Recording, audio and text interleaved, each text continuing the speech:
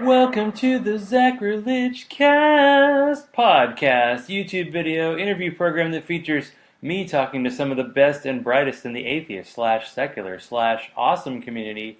This is episode number 168. I recorded this interview on November 7th, 2018. And America is still here.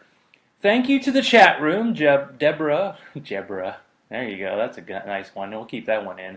Deborah with her election hangover. Jeannie saving her precious data for me. Semi-regulars Amy, even though winter is coming. Actually, winter's already there in Minnesota. Tris, stay strong through the podcast break. And Alex for sneaking on and actually answering the chat questions I usually ignore. Thank you to Jen and Shay for being on last week, and for the rest of the Waiting for Wrath crew for continuing to do this. It's not easy. Most people don't make more than a six-pack's money, and we're talking the cheap stuff doing this, so thank you, and keep the beer economy strong. Tonight's guest is a revelation. Alex Moreschi is an Episcopalian minister and chaplain who works in hospice, and boy is that industry going to be important in the next forever. He moved to Savannah, met cute with Ashley and Bobby of No Religion Required, and eventually became a regular on that program. His is a voice that the podcasting world misses because he gets past the usual Christian versus atheist rhetoric. He's a passionate defender of the atheist community, and it's hard to find an atheist who feels that way these days. Enjoy the show. Hey, what's the big deal about going to some building every Sunday? I mean, isn't God everywhere? Amen, brother. And don't you think that the Almighty has better things to worry about than where one little guy spends one measly hour of his week? Tell it, Daddy. And what if we pick the wrong religion? Every week we're just making God madder and madder. Testify. Welcome to the Zachrilege Cast, Alex Moreschi. I was like, I'm going to get the last name right, and then I screw up the first name. That's a first. I'll do the 3, 2, 1. Just kidding. Alex Moreschi. There we go. I have beer and a little more. It's Wednesday night. America was just saved last night. We're all good. Saved? I'm in Georgia, man. Saved. Yeah. Do you use that term? It's probably too early to ask that. Yeah. Well, I don't have out of context, although there is a quote from, as we're talking before the show, that I might as well throw out there, even though you didn't say it. Aristotle wrote some shit. I could write some shit. Yeah, that was the one time one of my atheist friends said something that offended me. And it was for somebody else. Yeah. And this is a in-context quote. We should seek first to understand. So before we really get rolling, there are some people who will automatically know you from No Religion Required fame and being on multiple atheist podcasts as well. But we want to obviously get to know the real Alex. So what is your kind of personal background, and how did you get involved in the Episcopal faith? Yeah, so I grew up as an Episcopalian. I like to say my dad grew up in an atheist secular household, and my mom grew up Roman Catholic, and I like to think that the Episcopal Church meets somewhere in the middle. Was kind of how I've always conceived it. When I was a kid, moved down to South Georgia.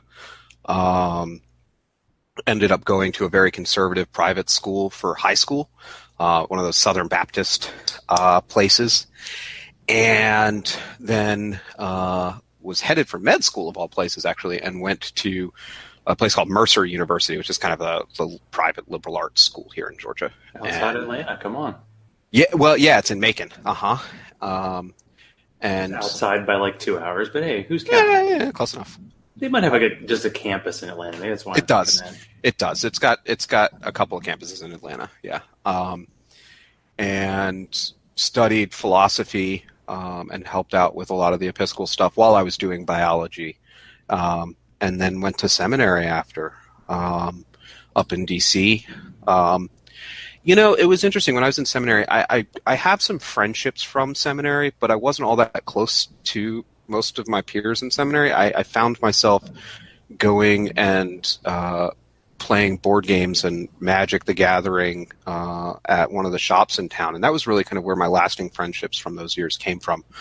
And I think that's part of where my conversation with it was where I had my first kind of my best friend is an atheist, and so we went to college together, so we had a lot of conversations together, so I guess it started there. But that was where I first encountered someone that was like really angry at me because I represented religion and a tradition, and we actually became friends, and so sort of that became a model for me of like, okay, we can go past our differences and learn from each other and do good work in this world, despite of our differences. So that's kind of me in a nutshell, I think. It was a good St. Francis quote, by the way. Well, did you just kind of know at an early age you wanted to do seminary, or that kind of happened to you at college age? Yeah, it was when I was in college. I mean, I think so. Here's part of what happened was that I was always connected to the church, and I had folk in the Episcopal Church that encouraged me to ask questions, that encouraged me to read as much as I can about different traditions and not take anything for granted. And then I saw that with the contrast of this Southern Baptist tradition, which is don't ask questions, do what you're told. And just such this contrast, and recognizing that, first off, that someone can love science and appreciate evolution and all of these sorts of things and still have faith, still have be a part of a belief tradition, that these two things are not mutually exclusive. And so I think that was kind of the spark. And then it happened that I realized that I got more out of taking care of folk on the ground level. I got more out of helping out with the soup kitchen, and I got more out of doing sort of small group conversations and studies. And I like to talk, so I knew that preaching would be a good sort of thing, and counseling. And that's kind of, I had a conversation with this young priest that came and took over the parish that I grew up in here in Georgia. And he asked me if I'd ever thought about seminary, and that kind of just sparked it in me. And I started thinking about all these different components of myself, and it just kind of fit. Maybe not traditionally, I think. I don't want to be in charge of a church, and I don't think that that's not typical for, at least not for the South in the Episcopal Church, but still called to being a part of that tradition. But at the same time, you have a pretty sweet beard, which would fit you in nicely with most of the atheist podcasting community. I don't know, it's pretty patchy. I'm one of the strange ones that doesn't have one. It doesn't look good. Well, I think you're adorable. So. Well, I appreciate that. In your face, Jeannie and Deborah. What you gonna do now, huh? That's what I thought. They to say nothing. Well, okay. So, but you're not. You say you're from Georgia initially, because you don't have the accent. So you seem to have been around a bit. Sometimes people from the South, move north, and then it just kind of disappears, and it can come back at special times. Until I was about like 12 or 13, I was just north of Philadelphia, Pennsylvania. So that's kind of the, and I managed to not pick up the Southern accent as a teenager. We were just north. We were in Valley Forge area of Pennsylvania, and that's kind of where that area is where both of my parents' families are from. So. Okay, so you've been in the area of barroom atheists, so that's good. Uh-huh. But you don't have the Pennsylvania. You don't say the yins or yuns. No, it didn't pick up the slang. That's a Pittsburgh thing. That's more of a Pittsburgh thing. And for some reason, my dad says sorry, which is Canadian. I don't know.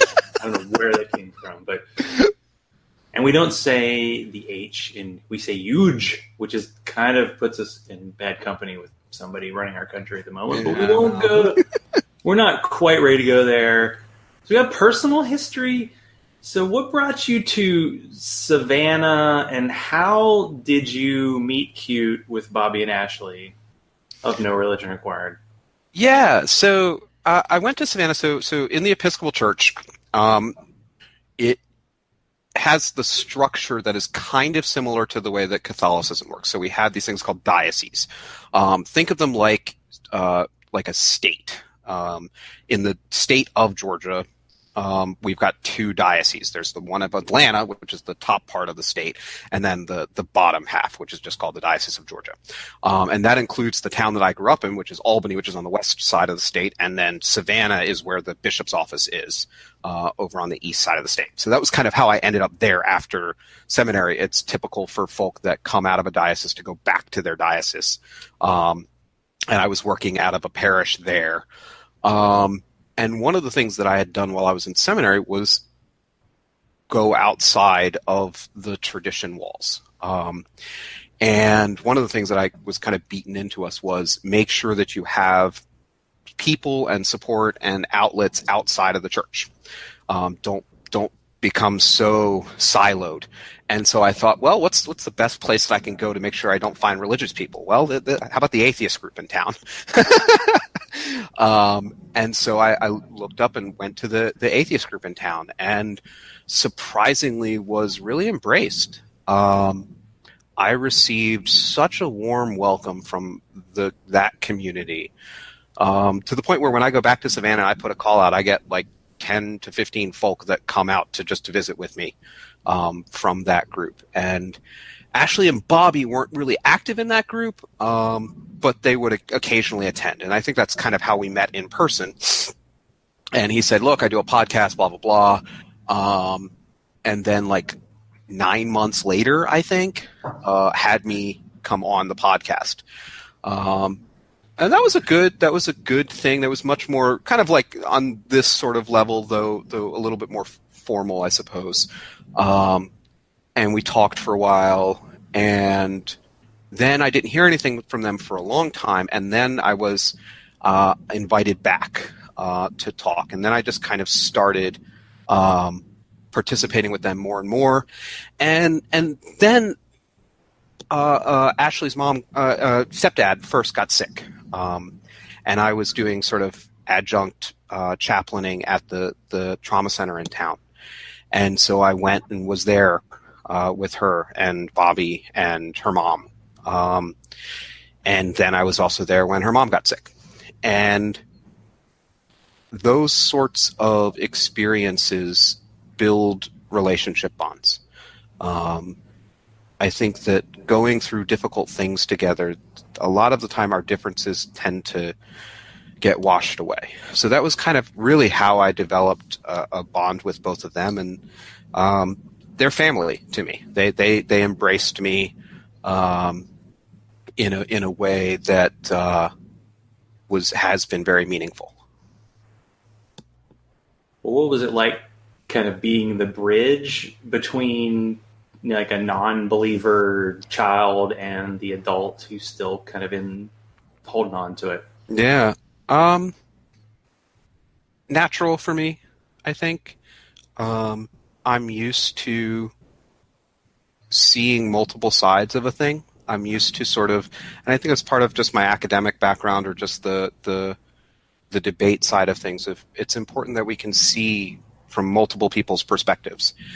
And so then being able to honor where, say, Ashley's mom was, but also honor where Ashley and Bobby were and are, and not try to change who they are or where they are. I think that's very, very important. And that allows me to just be present. And that's what I do. I'm a hospice chaplain right now. Most of my work involves being present with folk in moments that other people would be uncomfortable in. Do you ever tell them, and maybe lightly, that obviously God brought them together with you? No. I mean, what would be the point of saying... Winked. Come on, it would have been funny. Yeah. What would be the point of saying that, right? I mean, again, it's, for me, what I think... It's not irrelevant, but it's irrelevant in terms of what's more important is my relationship with them. And saying something like that would only hurt the relationship. There would be no reason to sort of do that. Plus, it's not in my vernacular. It's not something that I hear a lot in my tradition. We tend not to use that kind of language outside of a liturgical setting, although there are some that do. So that doesn't come naturally to me like it would from an evangelical tradition. Well, I do want to talk more about what you've done in hospice, but let's do a quick short break just to let the audience know. So what is being consumed tonight? What are you drinking tonight, Alex? I have a Yingling, good old Pennsylvania lager. Beer. Yeah. That's pretty status quo. What you got? Drinking a beer from Atlanta Brewing Company called Kentucky Beer Dad, which is this is a lager wine, which I'm still not sure what it is. I already had two. A lager wine? Well, it's like a what's the other term? Barley wine is the more familiar term. I don't know, but it's aged. It's aged in Buffalo Trace barrels, and I like my bourbon aged beer, so it's darker. It's got a beard on it, so it feels perfect for tonight's manly, show. It's dark because it's cold and it's the dark times, and winter is coming, as they say, which means it's getting below 50 in Atlanta, which is so funny.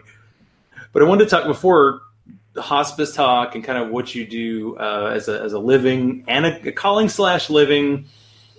Your time being a co-host, being kind of a regular on No Religion Required. What was it like to be on that show? Just that experience, because you just kind of got to hang out the show seemed like the show for a while was 3 hours, and they kind of cut it down, but yeah, it was still a lot of time. Yeah. I enjoyed it, man. I miss it some days. That's why I kind of jump at the opportunity to kind of guest with people, because I miss doing that every week. It was a good time to explore topics. I think that Ashley in particular had a curiosity and a sense of wanting to know more and wanting to ask questions and wanting to understand things, and having folk like Jeremiah talking about these sorts of stuff, and Morgan and others, other guests and stuff. But it was really, really kind of cool to wrestle with these things, to talk about them. I tried my best to translate some different issues, and to engage thoughtfully. But I really enjoyed it, and I always felt respected and welcomed, which is a strange sort of thing. Yeah, that show became an event, because the times that I was there in the chat room, there were always a ton of people, and everybody was having a good time.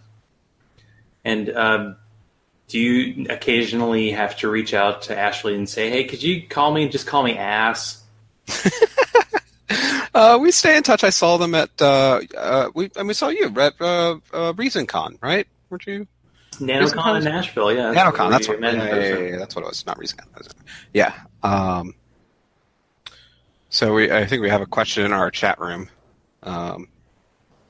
Yes, I'm watching. Hey, those are always suggestions. Now, Jeannie usually throws questions out there, and sometimes they're questions that I'm going to ask later, and sometimes they're questions I'm never going to ask, and sometimes they're questions.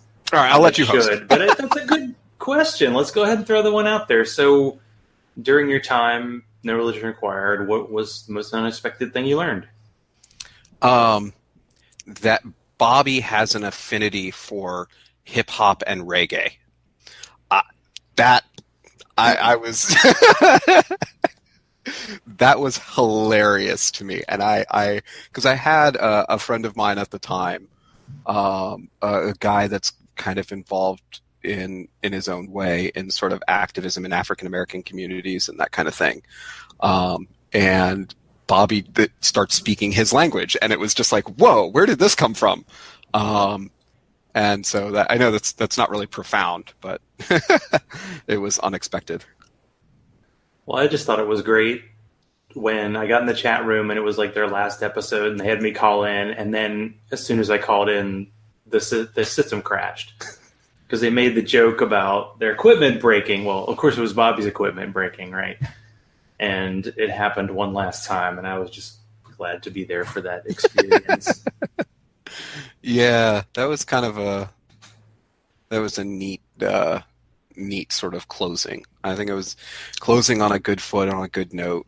I think that the way that sort of Bobby had explained it to me, sort of one-on-one, was that, you know, he started the podcast to work through some things and to talk some things out and to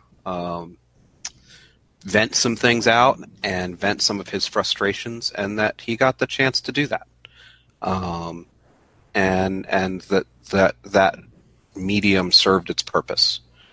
And I thought that was really profound. I thought that, you know, I have so much respect for the leader that Bobby is. And I think he is a good leader precisely because he can do that, because he can reflect and say, this is why I did this thing. This is what I needed to do.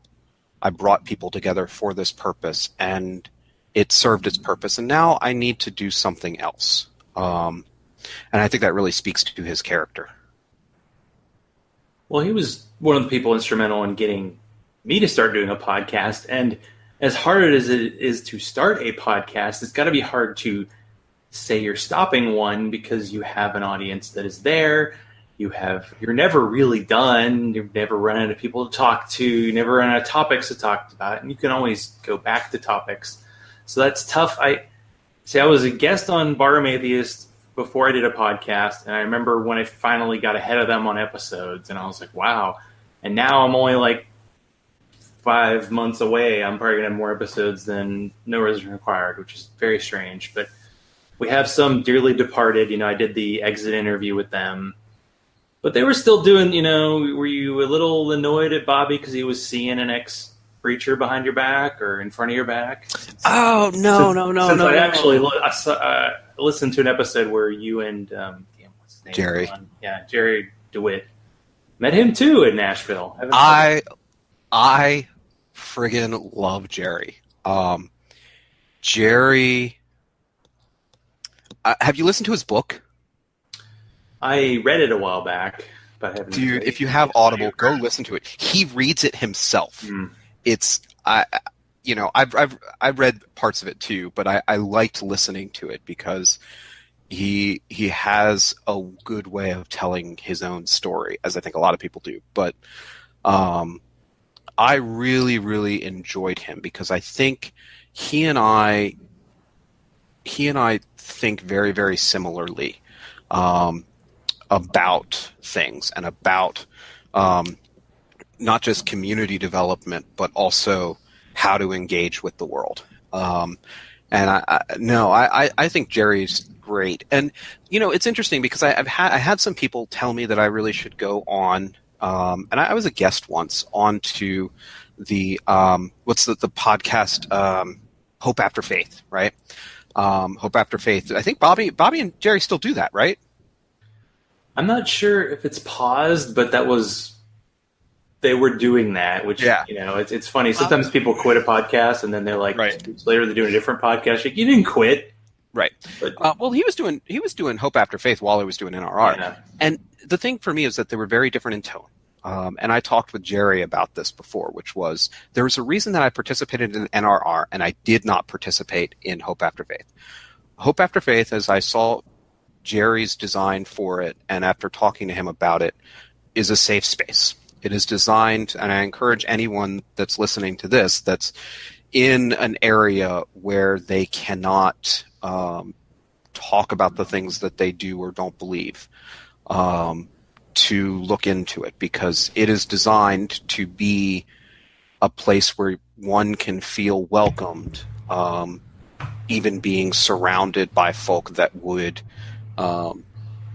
harshly persecute and judge them, and for being atheists. And that's why I didn't participate, because it needs to be a safe space. It needs to be a place where there aren't theists, you know, sort of engaging and doing that kind of thing, because that's not what it's there for. Whereas what I saw NRR was precisely there for that reason. So.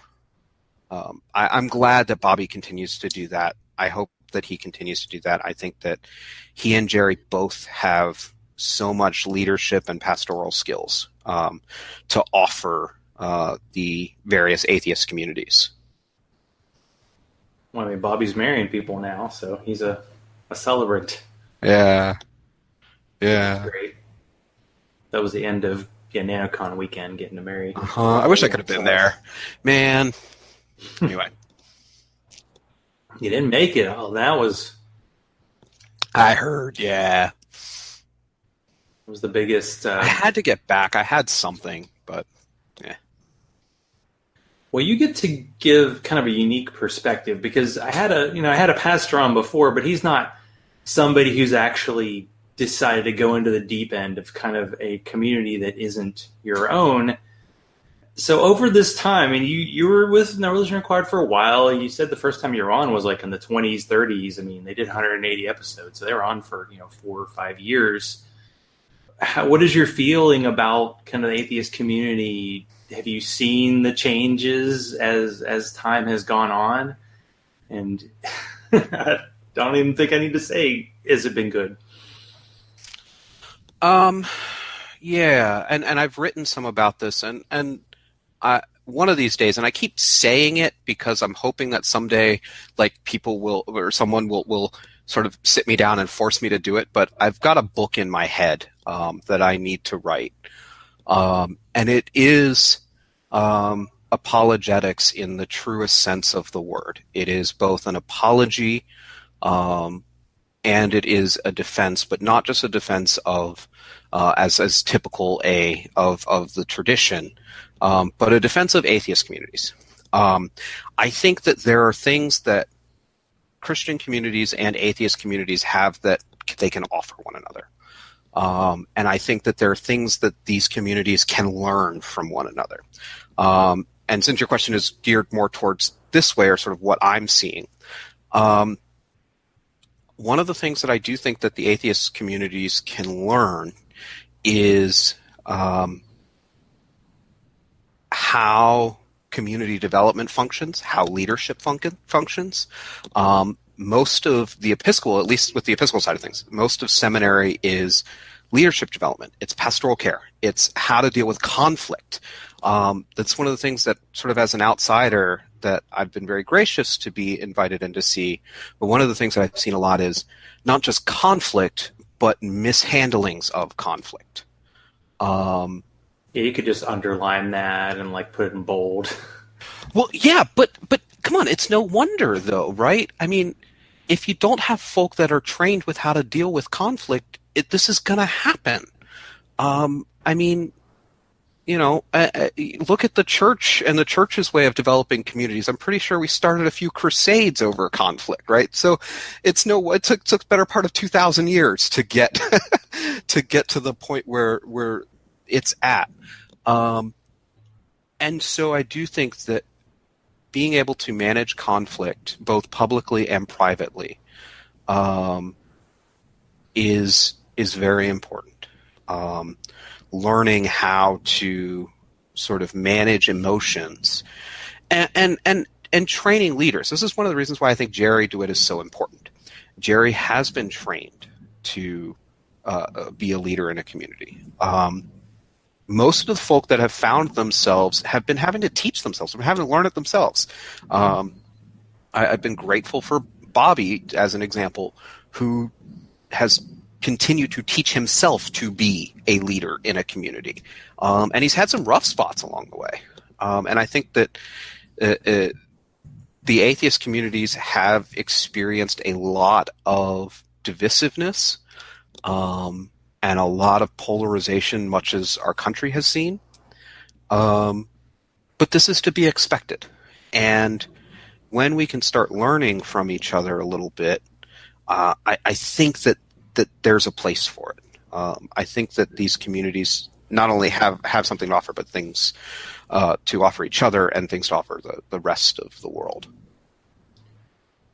But in terms of, I guess, leadership, because I mean, you see this in religious communities, you see this in atheist communities, where it becomes a cult of personality as opposed to, hey, we're all together for this thing.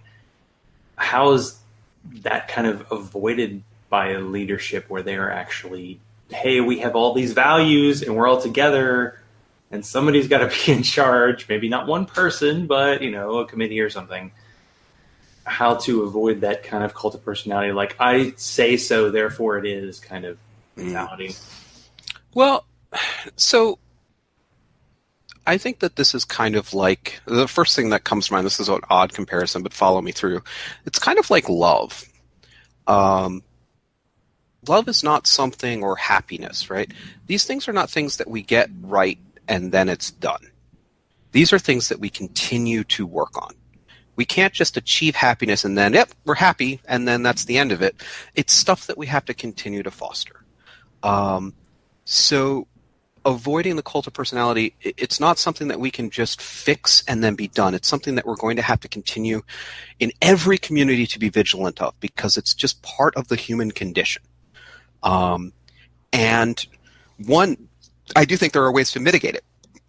And different traditions have mitigated that in different ways. So you have my own tradition, the Episcopal tradition, has a hierarchy, right? We have a hierarchy and we have a particular political structure where each church has a vestry, or kind of elders, as it were, but they're elected to those seats.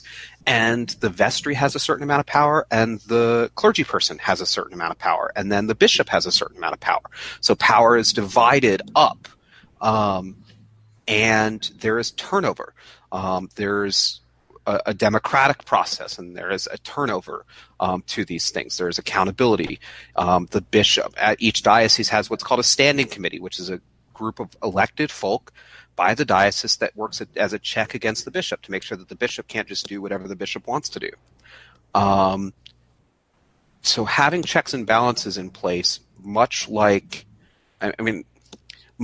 our government is in its ideal form. So maybe not the way it's being practiced right now, but in its ideal form, right?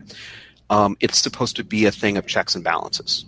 And so I think that that's what you do. Yes, you're going to have people that have big personalities that are leading communities, and that's a good thing. We want that. But then those people have to be able to transfer on to the next person. And there are different ways to do that. Yeah, that does make sense. Like you're talking about, you have to continually kind of fine tune or adjust or fight.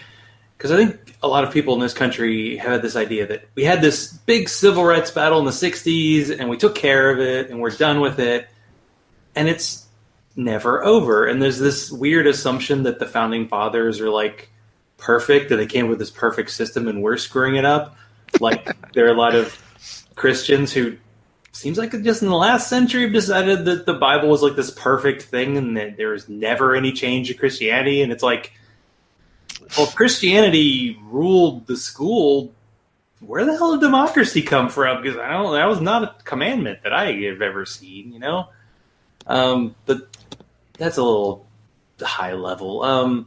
I do want to talk, because, No Religion Required ended, but you still kind of have that podcast itch. What would the Alex podcast be like? So the Alex podcast, you could call it something else. That's fine. Yeah, no, that's a working title, people. Yeah, I don't have the hubris to put my name in a podcast that I would run like some people. We just call it Religion. Try that. Just kidding. Haha. It would look like I ran a sort of small group. Sometimes between 10 to 20 folk out of a coffee shop with a couple colleagues of mine in Savannah. One was an Episcopal priest. The other was a Methodist minister that's now in the process of being an Episcopal priest. So, and the three of us, it was called Common Grounds. And it's a pun off of the coffee shop. But Common Grounds, I think, would be what it would look like for me. The podcast would be, okay, let's get a couple of people in the same room that are different about something, that they differ about religion, about whatever it is, politics. Well, maybe not that here, but and find that common ground between them. work in such a way that we are not really debating, but that we are looking for things that can connect us and bind us together, whether that would be something like music for some people, or love of philosophy, or love of whatever the things are, fishing even, right? Finding the common ground between us and honoring the differences. And differences are important. But I think that would be what it would look like for me. It would be common ground. Well, we talked about some things you've kind of learned by being involved in the atheist community. What have you learned through other kind of faith communities? Because you've talked about how you got to know kind of mom in Savannah, and you got to know some of the Jewish leaders, and maybe even Baptists. So what did I learn from them? Is that kind of... Yeah, like what, I mean, you were talking about how you have maybe a structure in your church that maybe at these communities can use. Was there something that you learned from, your absorption, or just at least being open to other? Yeah. Well, I mean, in different, every tradition is going to be structured a little bit differently. And I think that just because what works for the Episcopal tradition doesn't mean that it's going to work universally. I don't think that at all. But I do think that there are little pieces that perhaps might work for other communities. I didn't get that involved. I got involved with some of the people from the Muslim and Jewish communities. I wasn't so much involved with their hierarchy. So I don't really... I think that the Muslims communities focus very independently of one another, as I understand. I think they're more what we would call congregationalists, so that they hire their own imam, and those imams tend to be more scholars than the clergy that we typically think of in Protestantism. I do think that we can look at something like the Roman Catholic Church, and we can see sort of perhaps where they went wrong. And learn from that way. I have a lot of respect for my Catholic brothers and sisters, but there's a lot wrong with the way that hierarchy is set up, and we can learn from that.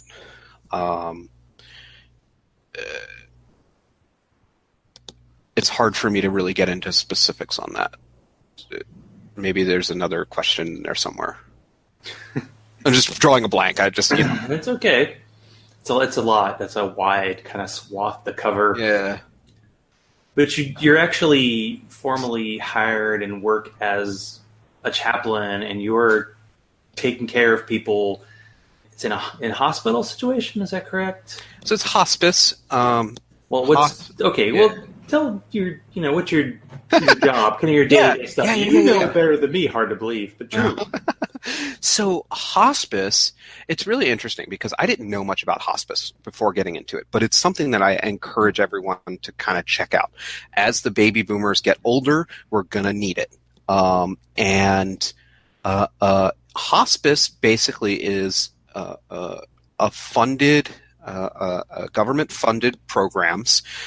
Some of the companies that use that funding are private, are not for profit. Some of them are for profit, which is really interesting to me.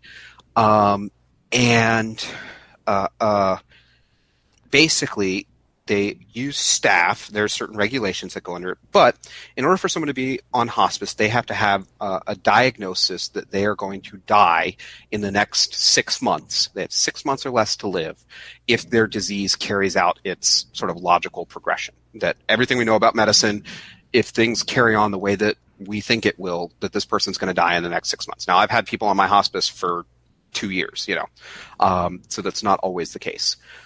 Cheaters. Yeah, right. And so hospice then is a team. It's a truly interdisciplinary team. They're required to have volunteer coordinators. They're required to have social workers visiting patients and families. Myself, they're required to have a chaplain, at least on staff, at least be able to check off that box. People aren't required to see the chaplain, but I'm required to at least check in with every patient and see if they want to talk with me. And what we do, our goal is to switch from is to go away from this medical model of that we have to fight to the last breath, to one of saying there are some things that we just can't beat. There are some illnesses that we can't cure.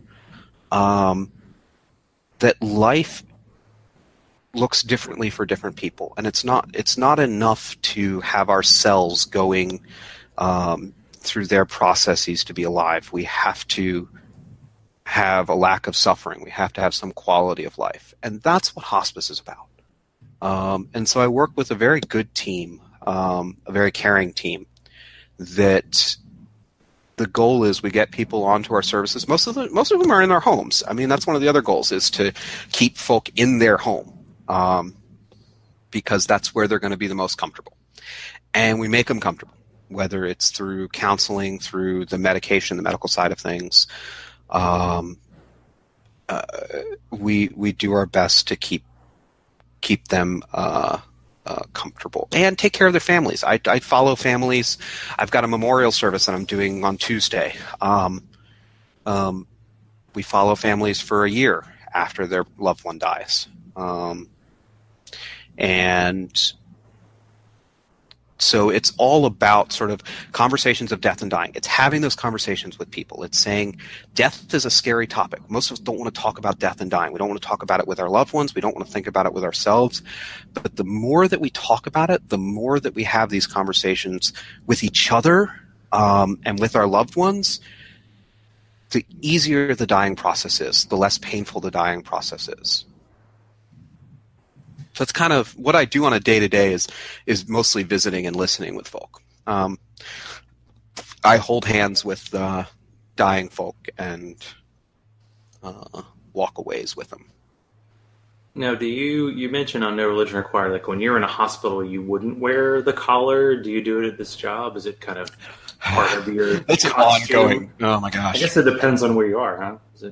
So it does depend on where I am. That's an ongoing issue. I have had arguments with people in my organization about it. I am in a unique position. Most chaplains in the South are not Episcopal or Catholic. They are Protestant and from evangelical traditions, and they do not wear collars.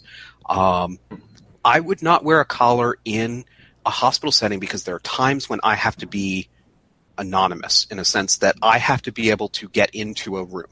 People are coming into a location that I am comfortable in, not the other way around. So, not wearing a collar allows me to get close to other people that may have reactions to that. On the flip side, I wear the collar when I'm out in the field a lot because it is a tool that I use to be able to get to the door. Right, I'm a young white dude walking into predominantly poor black neighborhoods wearing a suit, right, and a name badge. It is tough to not give the wrong impression by walking to the door. However, if I've got my collar on, they know why I'm there, right? It's my uniform. They know what I'm there to do. And so there's a level of trust that I am able to be embraced more readily because of that. One of the things that I've experienced that's been really interesting, man, it's been so interesting, is I've had the opportunity to go into like kind of all black congregations for funerals and like all white Protestant congregations for funerals. And the reception that I get personally is wildly different. I mean, the feel and the tone of these things are extremely different, but just the way that they receive me in my collar is very different. When I'm in the African-American congregations, almost every single time I am called up to the front. And if I'm sitting in the back in my collar, they will put a chair next to the pastor and pull me out of the congregation and sit me up next to that person and make me a part of the service on the spot. They will smile and welcome me, and nobody in the room knows me, right? But there is a sense of community that is there, and yet welcoming me in to that community because of the work that I'm doing, versus the sort of Caucasian congregations that, man, I get side glances. People avoid me. They try not to talk to me. It's a really, really kind of opposite reaction. Sorry, that was a tangent, but a glorious tangent. I do want to ask, I mean, since you deal with people in a very stressful part of their lives, and of course, the ultimate, I guess, stress is someone at the end of their life, do you have as part of your training a way to kind of deal with that yourself, with all, because you deal with kind of heightened emotions in your job a lot? Oh, here. I'm kidding. Well, I am and I'm not. But therapy, most of us need therapy, whether we think we do or not.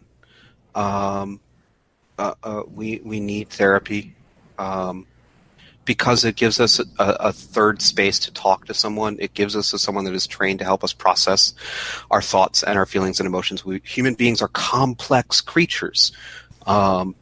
We are the biggest supercomputers on the face of the planet is our brains.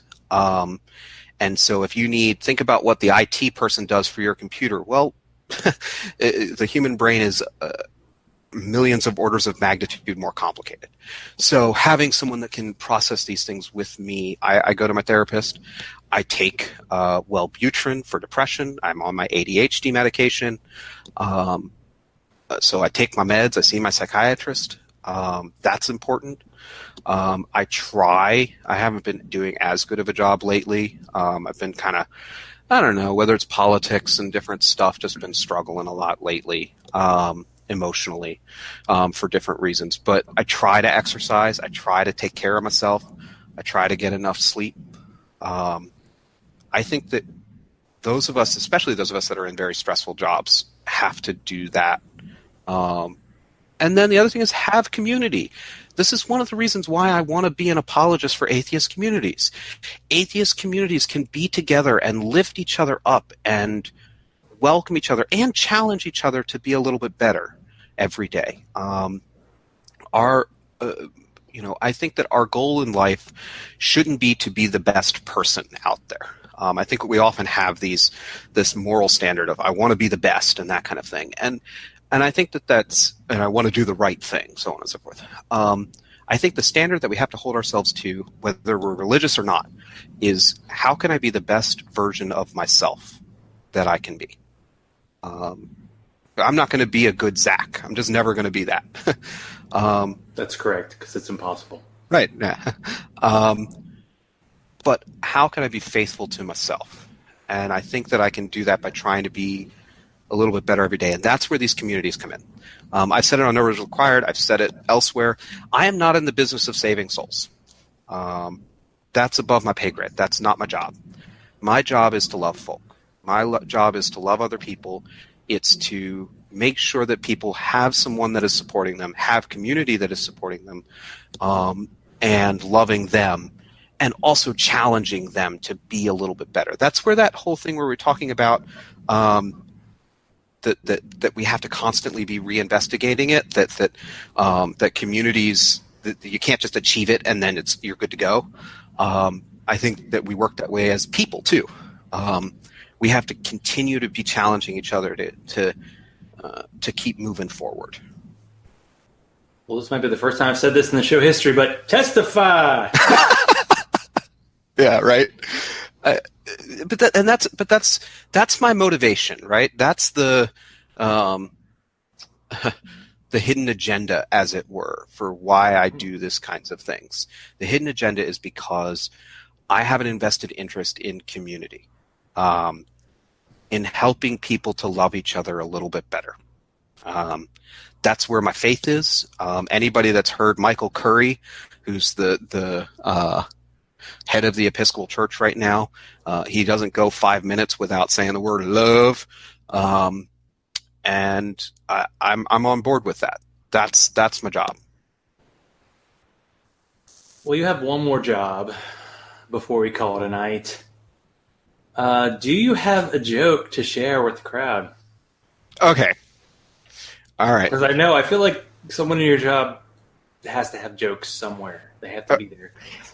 Okay, so I do have one, and I figured I'd do a religious joke because, that's the context that we're in, and rather than doing an Episcopal one, I'm going to do one that I love that I think we'll be able to get. So we've got a Catholic priest and a rabbi, right? And they're having coffee together. They've been old friends, and they're talking, and they're drinking a little bit. And the rabbi says to the priest, I was wondering, have you ever thought about being something more than a priest? And the priest goes, I never really thought about it. But now that you mention, I guess I could be a bishop one day. And the rabbi kind of looks at him and goes, Bishop's good. Bishop's good. Have you ever thought about being anything more than a bishop? And the priest is kind of like sloughing along. Goes, sure, I guess I could be a cardinal one day. And the rabbi kind of gets him going. He goes, yeah, well, that's good. That's good. You think you could be anything more than a cardinal? And the priest goes, well, since we're dreaming, yeah, one day I could be the Pope. And the rabbi goes, the Pope is good. Pope is good. Have you ever thought about being anything more than the Pope? And the priest is really confused. He looks at him and goes, well, more than the Pope, who do you want me to be, Jesus Christ? And the rabbi turns to him and says, well, it worked for one of our guys. There you go. I got a pity chuckle. That's great. Reactions on that. Yeah, well, Well, is there anything that I didn't ask that you wanted to cover? I feel like you're such a font of knowledge and positivity that one show could not possibly contain you. But people have other shows to listen to. They have lives, so we have to cut off at some point. So I can just kind of in our chat room. There's a bunch, and I can just quickly sort of. They'll be very confused. You're actually answering their questions. I know. There was one that really was interesting to me. Many atheists are angry with religious individuals. What do you see as a resolvable issue or place of contention? This is a very important question. This is where I'm going to be an apologist to my own community. And I'm going to preach, as it were, to my own community that we need to be listeners. We need to absorb that anger. And that is what I have set out to do over the last many years, is not answer the theological problems and questions. But you know what? If I've got an atheist that wants to yell at me for an hour, then I let him do it. And I listen, and I sit there, and I honor that. Because, and I think that that's not just important as a theist talking to an atheist, but that's important as a white person talking to a black person. That's important as a man talking to a woman, right? That the former has to sit and listen and honor the anger and the frustration and the pain and the suffering that has gone on with the latter. And that's part of our jobs. So the resolvable issue is letting that anger be and honoring that anger and saying that anger is justified and that it is valid. And I'm sorry. Sincerely apologizing for the things that my tradition has done, that white folk have done, that men have done, so on and so forth. Cisgender, heterosexual people have done.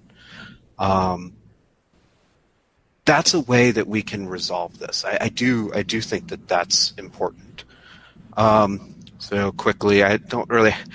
The Catholic one's a good. Yeah, the Catholic question's a good question, but that's okay. What do I do for fun? Oh, I play board games. I love board games. Everybody should go play board games. I do Magic the Gathering. I'm actually a judge for Magic, the card game. I love it. Play chess and that kind of stuff.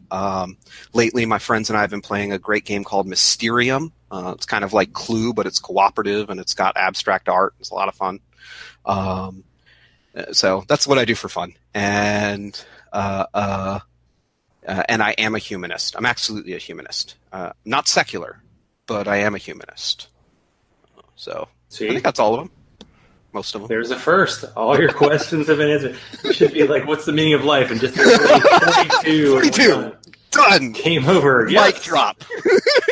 Well, where can people find you online? And, Well, Facebook's I just I the know best it's place. sad that the show isn't there, but I feel like Alex, the life and everything, or whatever we want to call it, working title. We'll get there. We'll work on that. Yeah.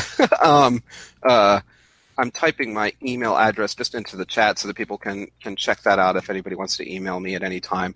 But Facebook's just the most reliable way. I'm on Facebook a lot. I'm committed to continuing on that medium. And we're friends on Facebook. I'm friends with a lot of people in the atheist community. So please feel free to find me, friend me, message me. Anybody that's in any of these communities that just needs to talk and needs somebody that's a trained ear, I'll give out my phone number. I never mind sort of listening, and I've done it before. And we're all in this boat together. The world is changing, and if yesterday, with all of these elections, showed us anything, it's that we've got a long way to go, and we've got to start finding things that bring us together to fight the very real and present evils of this world. Don't know if I could finish it any better. So thank you, Alex, and people who think, gosh, his last name's hard to spell. It's in the show title, people. You can find him. Thanks for having me on. Thank you for being on the show. It's been a lot of fun, and it's a perfect time to end since there's no more of this. Yeah, I was just going to say, there's no more beer. Oh, what's wrong? All right, good night. Good night. Love you, brother.